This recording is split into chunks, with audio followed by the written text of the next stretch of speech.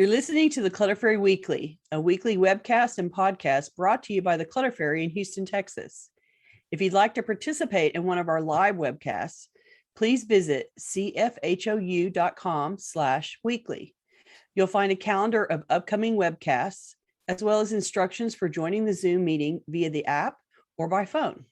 We'd love to see you. That URL again is cfhou.com/weekly. Now here's the weekly episode. Enjoy.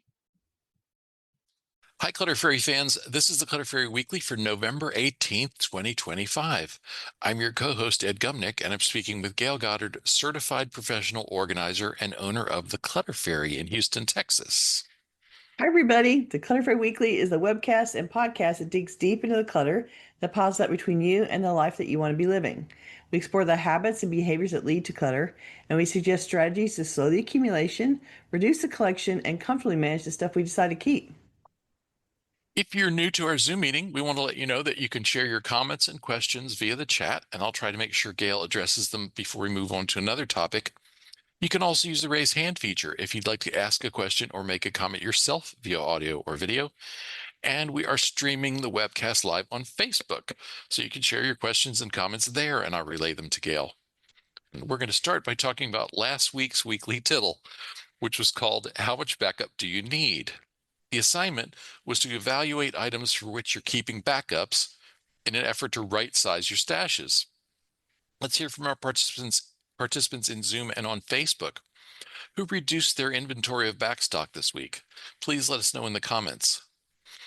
As of our meeting time, we didn't get any responses to the tittle in any of the usual places this week, which could mean that our audiences have already listened to our advice to reduce their inventory of backup items, or it might mean that deciding how much backup to keep was too tough an assignment. What do you think, Gayle? Yeah, yeah. If I was going to guess, I would say, yeah, y'all just didn't do that tittle. Do you spend a lot of time with your clients trying to get backup supplies under control? Absolutely. Especially if they like to shop at Costco or they like to grocery shop or they like to online shop without, specifically without checking their existing supplies. Many of us like to buy our favorite things over and over again, and we do it without seeing how much of our favorite things we already have. I have a perfect example of a too large backstock collection. A few years ago, I moved a client of mine, and when we packed up the bathroom, we had an entire moving box full of bars of soap, all scents, all sizes, and just an amazing array of soaps. And the client enjoyed trying different scents and bought soap from everywhere because it smelled good. She would pick it up and think, oh, that smells good, and it would come home with her. The thing was, she was one of two people in the house. And besides the bars, they had multiples of liquid hand soap as well. And so they could really bathe 5 times a day and never run out of soap. And I ended up saying, you are on a soap buying moratorium. And it was time to start using up the soap that was already there. And I'm convinced that they'll never need to buy soap again in their lifetimes since they're 65 and 72. And I swear to God, if they never buy another thing of soap, they will be happily clean forever. Yes. And it's really the most extreme example of backup supplies gone wrong that I could think of when I started thinking about this. Like, oh yeah, the endless bars of soap. Like, how many months does it take you to get through a bar of soap? Like, I use a bar of soap and get 3 or 4 months out of it. I think it's just, I would say it's just, well, it depends where you're talking about. You know, a bar of soap next to the sink in the bathroom will last a long time because Forever. hand washing doesn't take that much. But the Yeah. body soap in the shower goes pretty fast. Well, and even if you use a bar of soap in the shower, Yeah. it still takes you months to get through it. It's just incredible. So they had, a lifetime supply in spades. And the only way to stop it from growing and just becoming an ever bigger storage problem was to tell her, you cannot buy any more soap. It has to go off the list. I know you love it. Too bad. You can open a store with the soaps that you have. And so we need to not be trying to open a store here and like, let's just not be taking up. She started putting them in one of two in the new house in one of two drawers in the bathroom. And it's like, she completely filled up a drawer with the whole Uh, deck covered and too high. And wow. then she couldn't use that drawer for anything else. And we didn't get all the soap in. It was Oh my still gosh. not all in the drawer. And so, Yeah. like, yeah, no, this is now it's a problem. So, yeah, that's my example of a Bef backup gone wrong. I was trying to think of my answer to this question this week, and before our move, it probably would have been um, flavored olive oils and vinegars because we had a million of those things. Right? But I know that was something you like to play with. in preparation for the move, as I was packing the pantry, anything that was any bottle that was less than about a third full Yeah. was out of there Right. because Yeah. they're old, even if they're not quite to their expiration dates. They've been open a long time. Right. And oil kind of after a while it gets rancid, right? Oh Like it yeah, definitely, turns definitely. bad. The vinegars last a really, really long time, but yeah, olive oil, oils definitely get rancid fairly fast once, if they're exposed to air. And I would think, the more what's the word I'm looking for? Homemade they are, independent batches, Oh, that kind of stuff. They're and not commercially produced. The the less shorter that the they'll less you would last, I would trust them. think. I don't know. Yeah, just Yeah, I because don't. they're not preserved in the same way. Well, one hopes that they're still, meeting sanitary standards and Well, everything. yeah. But yeah. Let's see. We have some comments. Jacqueline says, I found a huge bag of expired medications left over from two of my cats who passed away 4 and 5 years ago. Oh my. I brought them to the medication drop box. I brought the clothes and fabrics from my friend that were left over from the sewing project I just finished to the Salvation Army Donation Center. All right, that's And good. third, she says, this isn't really decluttering, but I finally used a gift card I won over a year ago for a free smoothie at a local place in town that I've been meaning to try. I There think that counts as decluttering. I do too, because now you don't have to keep up with the card, right? You used it Right. up. That's Yeah. awesome. I mean, it's And intended to be consumable. and the mental clutter, you won't have to have that kicking around back there. Got to use that Worrying gift you. card. Got to use that gift card. Got to use that Hmm. gift card. And that happens a lot with gift cards. People, they sort of treat them as an annoyance and they forget there's actually cash on them to Right. spend. And so, or they know it in theory, but it seems an irritation to work it out. And so then they end up wasting money because they don't actually get into it. Paula says, my backstock's in good low shape, so I decluttered a childhood friend instead. She Oh, she doesn't spark joy and brought unnecessary drama into my life. Sad, but no regrets. there you go. See, we all move towards the older we get, we all move towards keeping peace of mind, right? And so good for you. It's a good thing to filter. M reports, I actually got out the new to me broken toaster, fixed it, like it, and now have to decide whether to replace my old one, which belonged to my grandmother and has a smaller footprint. Ah, so do we give up more counter space to have the new one, or do we keep the old one in it because it was grandma's and it's smaller? Good question. I Here is where I would probably, since it's an appliance that makes heat, I'd be Mm, kind of inclined to keep the newer one just because, it's electricity based, and yeah, since it's a little, the elements yeah, are aging, and elements are aging and um, it's probably also been knocked around and rattled, and so there may be parts that are getting ready to fail. On the other hand, it was probably built better than the newer one. So that's a little bit of a oh, toughie. right. That's a hard one to advise about. Well, good luck. I would say, use them both and see which ones you like the results of. Like which ones do you think cooks better, gives you the better toast Yeah. that you like, right? Yeah, there you go. Jane says, I've been thinking I need to go through my coats and jackets and choose some to donate. Mm. Time to help those who need my extras. And she went on to say, Um, I've fallen off my one in, one out practice. Having gotten two more jackets, it's time to find two to donate. I keep I think so. far too many as backups. Mm. And I get it when if you live in some place where there's cold weather all the time, and it's prudent to have options for keeping yourself alive and not frozen. So, I totally get the instinct to gather and keep backups, but you truly can only wear one at a time. And, if you take one off to the dry cleaner, you put it in the laundry to wash it, like you need a couple of options situationally. You need a longer coat, you need a dress coat.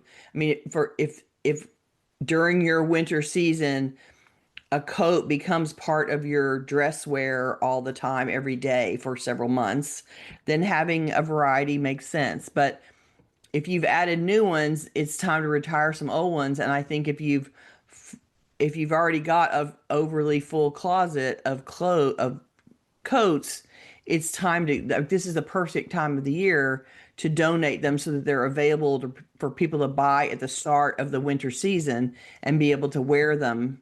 Either they get them through donation or they get them through a resale shop. They need to be able to buy them now to start using them for the winter. And so now's the time to go in and say, I have two new fresh ones.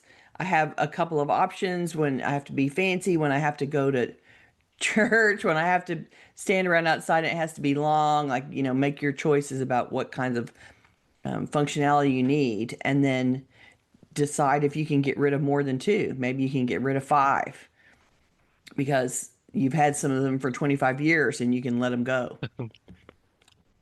Just Um, a thought. Still on the topic of backups, M says, I went to an estate sale where there were hundreds upon hundreds of spare batteries of all sizes. At least 80% of them were leaking, corroded, or expired. Why would you put expired leaking batteries in a garage Well, sale? it's it must have been an everything has to go kind of estate sale, Oh, maybe where oh, they just oh, sort of right, right, right. opened up the place and said, make us an offer. So here's a bunch of But batteries that they had in back yeah, stock, but they had yeah, they had outlived their usefulness while waiting to be used. right. I Yeah, get you. Okay. All right. yeah, Yeah, see, that's not a good reasoning. Yeah, that clearly they bought that was one of the things they liked to buy. It right. felt important for them to buy batteries, to have battery variety. Yeah. Like, okay, I get it, but clearly you didn't use them all because now they're dying. May pointed out soap dries out, goes bad, and loses scent. Mm-hmm. Added an interesting comment on that, which is that aged soap is less harsh. It was a valued wedding gift in old times, along with cleaning rags. Isn't that interesting? Cleaning I rags and aged an soap. aged soap. Okay. Yeah, but don't tell my client. Right, right. Don't tell her that when you're trying to talk her out of soap. Yeah. Well, and you could age your soap pretty effectively by putting having one drawer to keep your back stock of soap if you're someone who feels that you need dozens of bars of backup soap, Right? and putting your new ones in at the back and using from the front.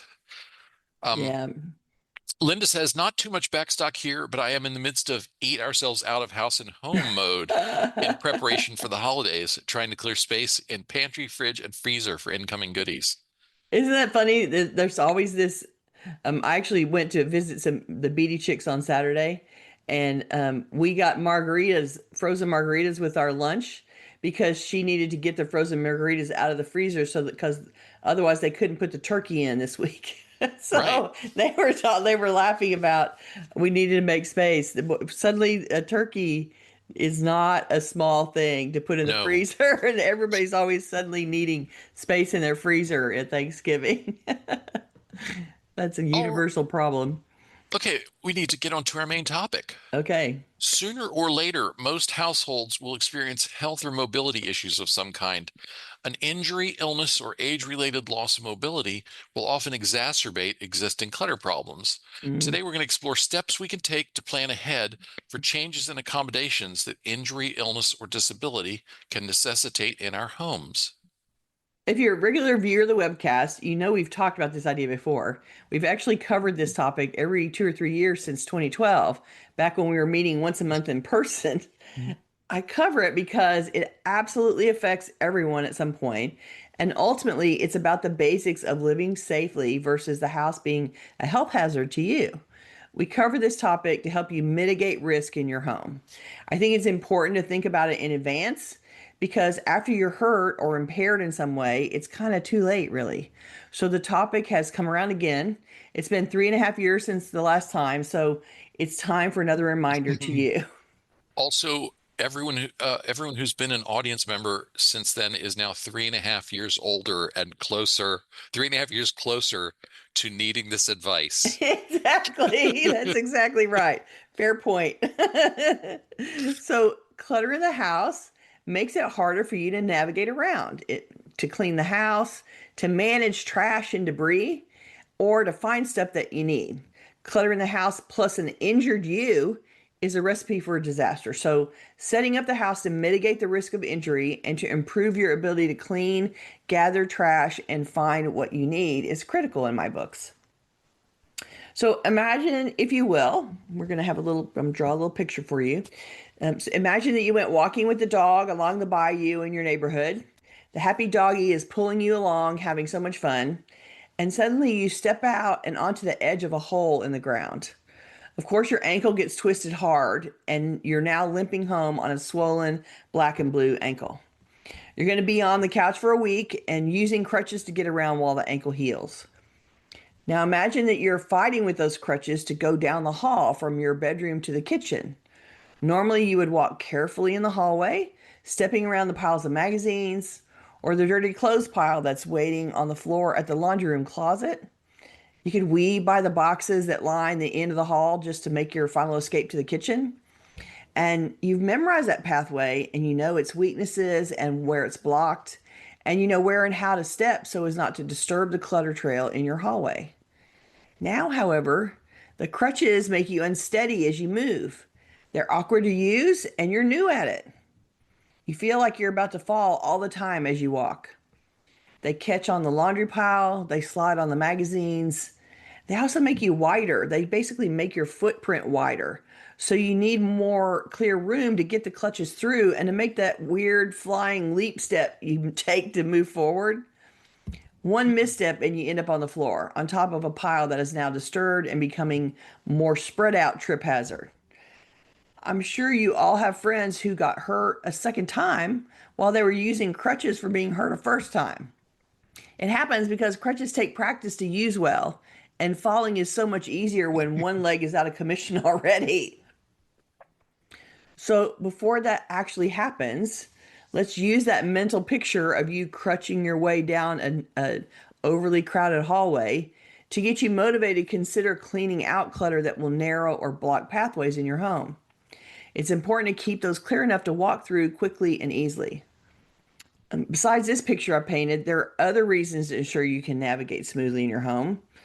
What if you had to get out of your home suddenly in the middle of the night? Imagine if you woke up to a room that was filling with smoke. Are your clothes organized sufficiently that you can dress yourself quickly to be ready to leave your house, maybe for hours or days or weeks? Is there a clear spot where you can sit and put your shoes and socks on quickly?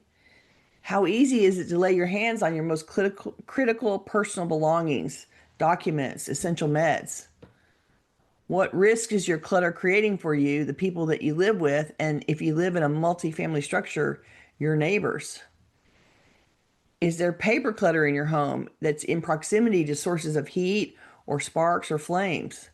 For example, stacked on kitchen counters near the stove, or piled up close to a desk lamp, or in a room where space heaters are used? Is there clutter in your home that presents a hazard to other members of your household with less mobility or physical strength than you? Like maybe you're living with elderly parents or disabled people, children, pets. God, pets are the worst about barreling through a bunch of clutter and knocking something over all the time unintentionally.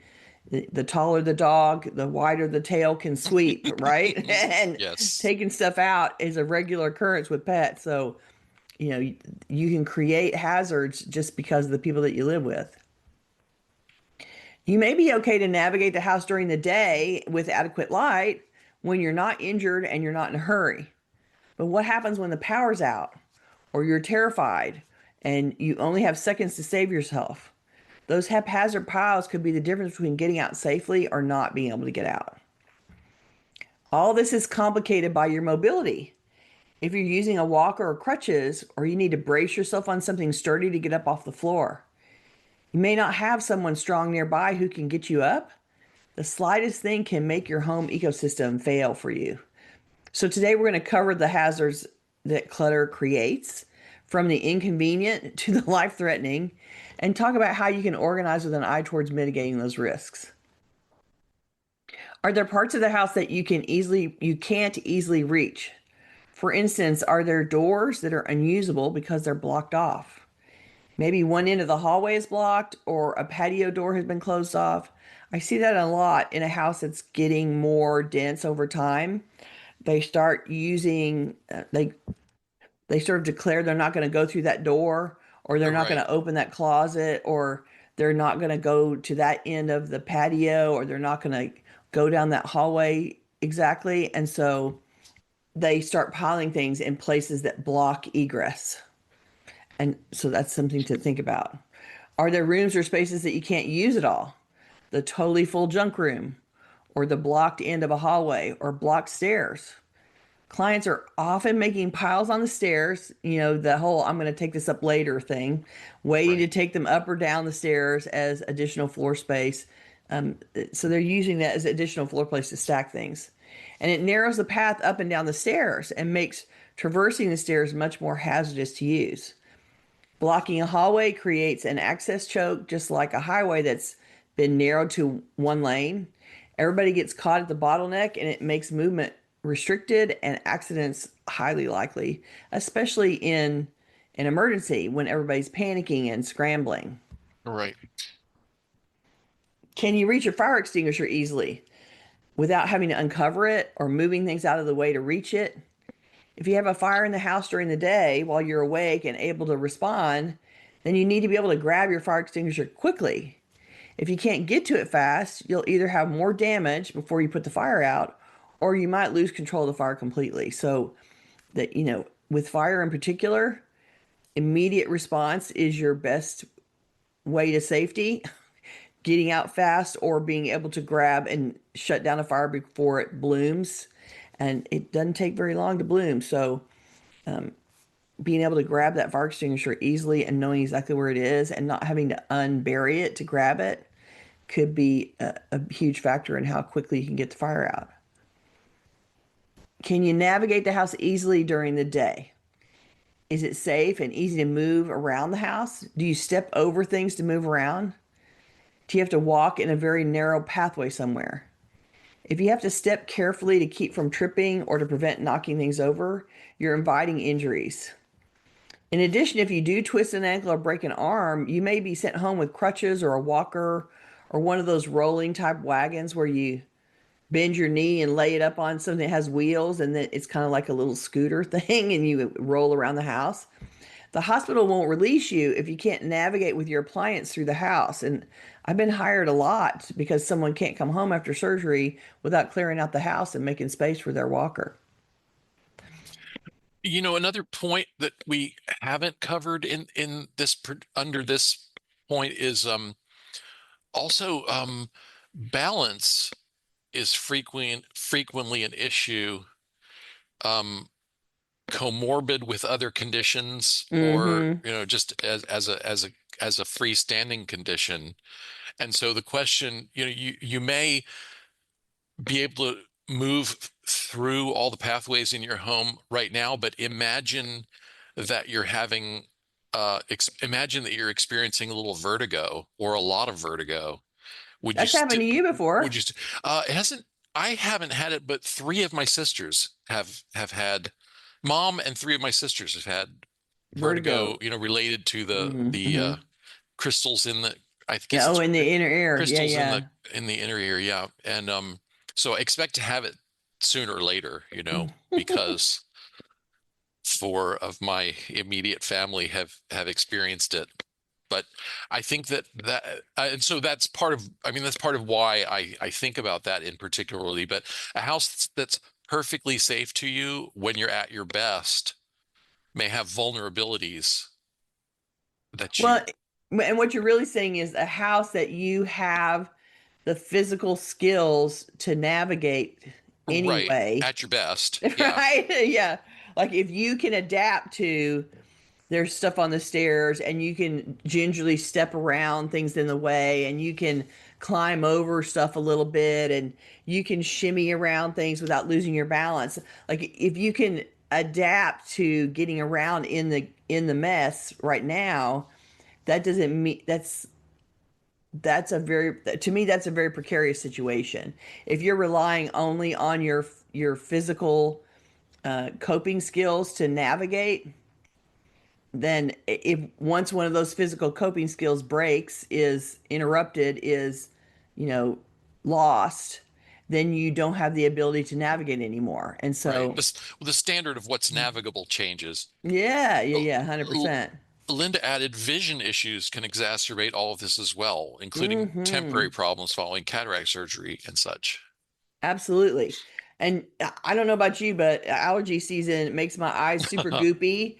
And then I'm like constantly blinking and trying to get goop out of my eyes, and I can't focus as well. And so, you know, if you have anything compromising your vision, like she said, it's going to make it harder for you to navigate. And we forget, like, yeah, we're not going to always have all of, you know, we're born with a lot of skills that we don't retain forever. That's the truth. Right? So here's the next one. Can you easily navigate during the night to go to the bathroom or to reach the thermostat or to get to the exits? After we get in bed, we often don't want to turn the lights back on when we get up to use the bathroom or to adjust the AC. How many times have you stubbed a toe in the dark? The more stuff that's in the way, the more likely an injury is going to happen. And paying attention to that, even it being able to even navigate in the dark, I think is super important. People don't think about, well, sure, I can do this when it's daylight and I'm up and dressed and moving around, but And wide awake. and wide awake. Yeah, but what happens when I stumble out of bed in the dark and I don't want to turn the light on? Like, if there's things in the way, you know, you can hurt yourself bad. Are there objects on the floor or items stacked that could cause you injury? If you were on the floor and needed to push against something stable to get up, would you be able to find a stable surface? A small piles of paper on the floor that could cause you to trip and fall. If you stumbled into a tower of boxes or objects, you could end up at the bottom of a collapsed pile. Imagine stepping on a Lego or two. That's super painful.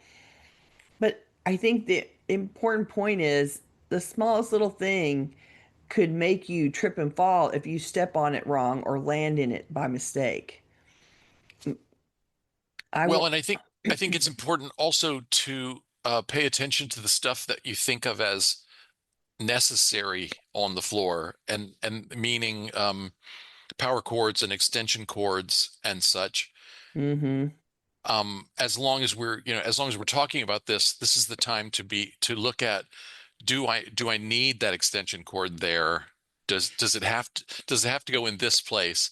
Could I move things so that there are no cords that are In anywhere this walking close to path, being in right? my way? Yeah. Yeah, yeah, yeah. Is there a better place to plug it in so it's not a trip hazard? And I think that's super important to think about. You're right.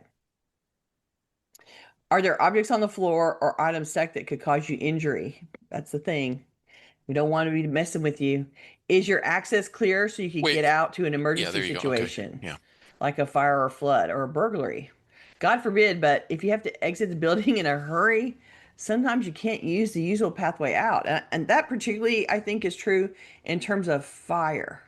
Like you don't know Right. where the fire is going to break out, and maybe you normally go out the door in the to the garage to get to the car, and you don't go out the patio door into the backyard ever, or you don't take the side door or whatever. But when there's fire that's between you and the exit that you normally use, then you have to be able to go out a different way. And if you're fighting against smoke, you don't have time to move the stuff out from in front of the door. right? And so it needs to be clear before you need to get out, not while you're getting out. If you had an accident or a medical emergency, could rescue workers get to you and get you out again? And I put this one in very specifically. Imagine a large gurney, so like the big moving thing they're going to put you on wheels, and two EMTs that come in with two full-size gear bags of equipment. Like they come in expecting to treat you where you are. And so they bring all their equipment with them in bags and this big rolling table basically to get to you. And the question is, could they do that? Can they get to you and treat you and get you on a gurney and roll you out again? It's one thing for you to walk very carefully around some piles and skirt through tight spaces yourself, but an EMT team needs way more room than that. And I say this because it happened specifically to a client who hired me after it had happened. She had some kind of heart emergency, and the EMTs came in the front door, but they, in order to get her out, they had to take her out. They went through and around to her in the bed, and then they put her out her bedroom window because they couldn't get her and the gurney, and like they couldn't get the gurney inside, and they had to like hand her out the window to put her on the gurney out of her bedroom. And so they're going to be trying to treat you, and you don't want that to be hard for them. Right? Like at that moment in your life, you want it to be super easy for them to do their job and to try to help you. And so any obstacle that you can remove from an EMP coming to your house and coming in and finding you and helping you, you need that to be easy for them. And so they're going to try to come through the front door first, and then they're going to, try to access you some other way. But every obstacle that you put in their way slows them down from getting to you and helping you. And so it isn't just a guy walking in with a stethoscope, right? I mean, Right. they come in with a massive amount of equipment. Jane makes another good point. She says, the point about clearing unusual places to get out reminds me that I need to thank Gail for so much support. I used to have boxes under windows. These Mm. have since been cleared. An emergency worker wouldn't know that they'd have trouble getting in. It's no longer an issue. Oh, that's very smart, Right. So if right? they're trying to come in through a window And then they go through and there's a bunch of boxes in and their there's way. stuff that keeps them from being able to put a foot on the floor, Yeah, that's a yeah, yeah. problem. That is a problem.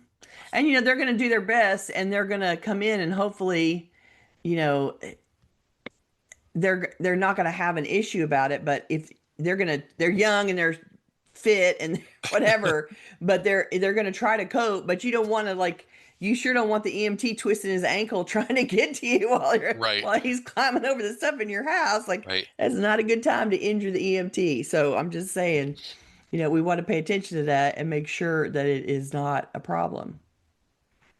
And I say all those things not because, I anticipate that it's all going to go wrong, but I think we make piles for our convenience. We spread things out on the floor because it's a horizontal surface, and then we sort of move around them. I think if people have pets, they tend to do a little bit less in terms of loose things on the floor because the animals, make a big mess with them. Will be a problem. Yeah. But they might, have boxed up things on the floor a lot. Hmm. And I do have to describe this situation too. I I have clients who will make very precariously stacked kind of leaning towers of Pisa. Like they'll be sitting somewhere and they will start stacking things next to themselves. And they don't stack them with any sense of how to make it stable. They just keep putting the next thing on top. And so there's some mail, and then there's an empty box, and then there's some kind of some more mail, and then there's a dish, and then and like they just keep sort of stacking it. And then it's just like it's Jenga, that they're just waiting for the wrong The piece to be pulled and the whole thing collapses, right? the only standard of stability is can does it stay there when I put it there for a second? That moment, That exactly this right. moment, yeah. And it reminds me of when people build rock monuments where they stack rocks one on Hmm. top of each other, and they do it very, they're trying to balance the rocks so that the rocks will stay as a tower. And those things are all very delicately balanced to be stable or to not move. And if you breathe on them wrong, they come down, right? Like that's the whole exercise. It's, meditative exercise. And you can't have stacks like that in your house because the dog's gonna knock him over with the tail. I don't know about you, but I'm dragging a caboose, and every time I walk by a pile like that, I catch it with my rear end and knock stuff over. When I slide through people's houses, I have to be super careful because I will take it out with my big ass bottom. And so it, I'm like the worst filter for people's houses that have towers like that because I will take them all down by accident. And so if you have that unstable pile that you're making over there and you're just hoping on a wish and a prayer that it isn't going to fall over, which works for some amount of time until it doesn't. And then it all sort of collapses over and slides out. It has momentum. And so the stuff all slides away from the tower. And then you have this big spray of things on the floor that you have to stop and pick up.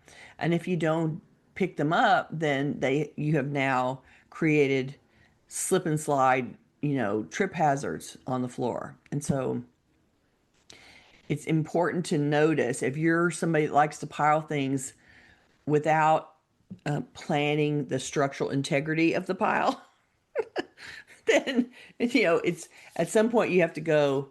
That pile is going to be a disaster any minute, and I need to deconstruct it.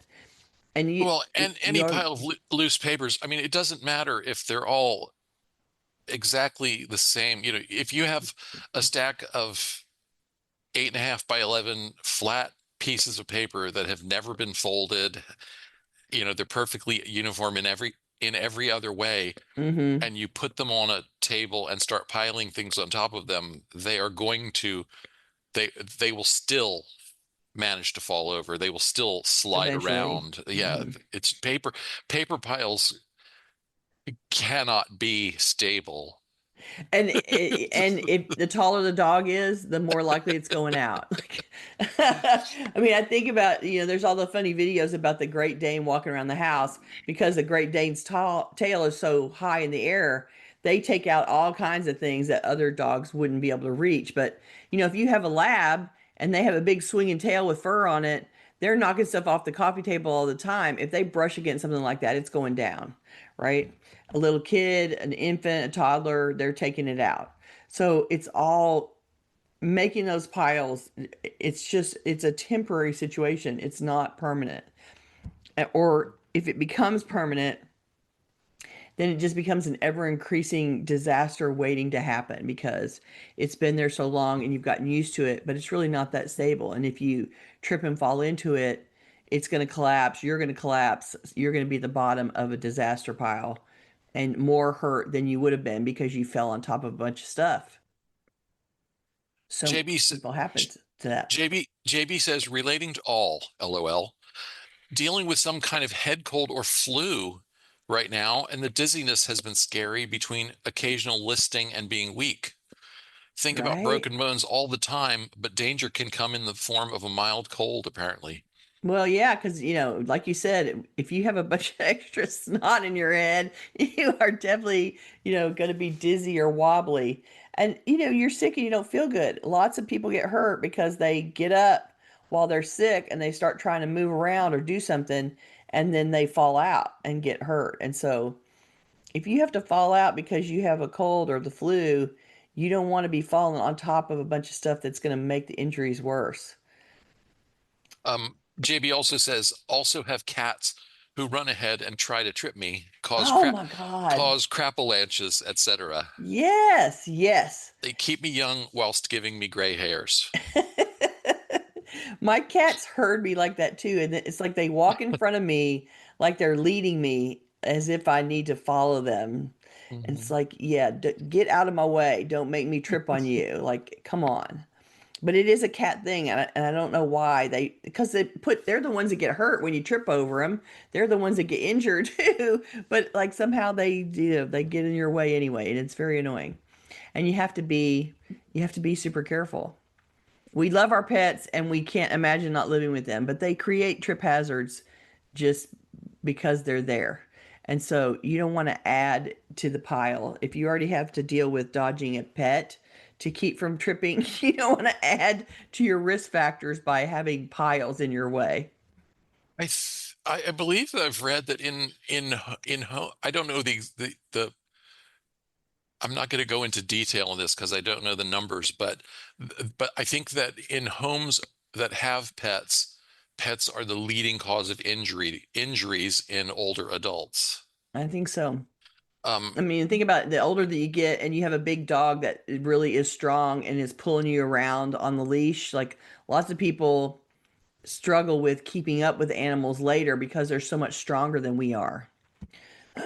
well, And and they you get walk pulled up behind down, they walk up behind you on their soft little feet, and you don't even know they're there, and then you turn to move, and suddenly you're kicking a dog. poof, right? Yeah. Um, Yep. Em mentioned another category we need to cover. She says, I know a lady who got hit in the head with junk that was stuffed high in the closet.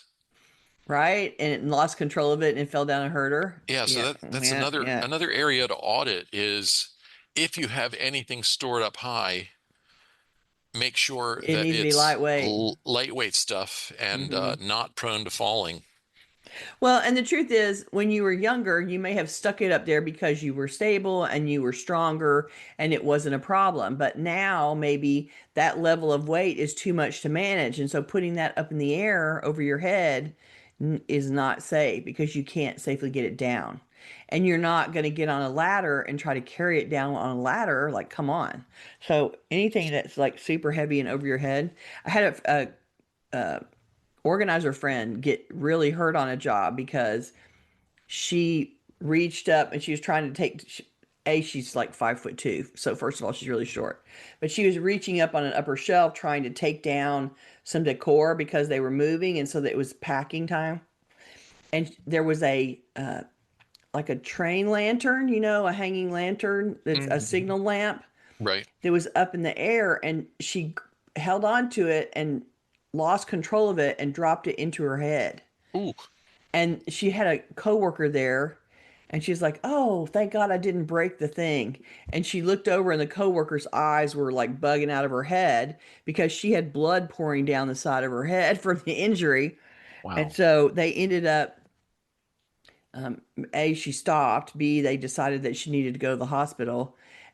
But then my friend like went and got in the car herself and started, she called me in the middle because she was worried about who was going to cover the job. Somebody needed to finish helping them pack, and could somebody come over and help them? And I'm like, are you driving your car right now with a head injury? What are you doing? Pull over right this minute. Like you get stupid when you're injured, right? And so she pulled over and she had already called somebody, and so the husband came and picked her up where she was. But she got in the car and was driving herself, away on the telephone at the same time, talking to me about how, she needed to manage the job while she's Phew, bleeding out of her head. I'm goodness. like, yeah, no. So we don't make good choices when we get hurt because we're hurt and we're not thinking straight. And you need to be able to avoid those things if you can. And so weight over your head, bad. I say Um, from experience. Lee's mentioned my friend was pulled down 3 times by her dog, caused 2 brain bleeds, broken arm, messed up wrist. Oh, that's way too much. Goodness. Oh my goodness. Yeah. Gotta love an animal, but ooh, ooh, ooh. Yeah. I mean, I think that that's why Penny stopped walking the larger dog because she was finding it difficult to, especially if another dog came in view and it got a little, Right. strangly, a little, anxious Yeah. and started pulling on stuff, and it was getting a little too hard for her to manage. It's like you got to consider your ability to manage a dog if Hmm. it's bigger than you. Um, A Chihuahua's one thing. right. Um, M added even a head cold or allergy causes foggy thinking. Hmm. And that also reminds me, the medications that you take for all of those things increase your trip and fall risk. Yeah, absolutely. That is so true. because a lot of those meds just make you kind of, woozy, right? Right. So you know that while you're unwell, you have the ability to, trip and fall a lot easier. And so y- fix it while you're not unwell And the so that when you are, you're safer and the box says don't drive or operate heavy machinery, but it doesn't say don't try to navigate goat trails. in your house while you're unwell and woozy, right? Because, I mean, the prime example for me is someone who hurts something and is walking on crutches and then gets hurt a second time because they fall trying to navigate on the crutches in some place in some way that's not safe. And then they end up with a secondary, they have hip surgery and then they fall again and ruin the surgery they just had. Or they break one thing and then they fall and break something else because they weren't, working well on those crutches. Like your hazards at that level are so high.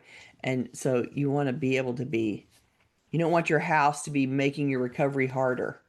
That's what I'm Right. saying. Maureen says years ago, a wonderful family member fell and broke his hip. We had to Mm. frantically clean to make sure he would have walkways wide enough for a walker while he recovered, including getting rid of an old console television in the small kitchen before he could even come home. Yeah, like they're not going to let you come home if you can't walk around with the walker. Right. And walkers are, if it's a good walker, it's wide and stable and it's deep from front to back and it has wheels and there's things hanging off of it. It needs a lot of room. It definitely needs a wider pathway than you do. And so, you want to make space for that thing so that you can move around. 100%. Tony says, my cat won't get up. You have to walk around her. We make sure to leave lights on. She's a princess. She's a princess. Yeah, but that is a thing. Like some animals don't have any sense of self-preservation and they'll be like, "Oh, she'll figure it out." Like they're not paying any attention to, "I'm not getting up, you walk around." And so if you don't notice them, everybody could be hurt. So, yeah, there you go.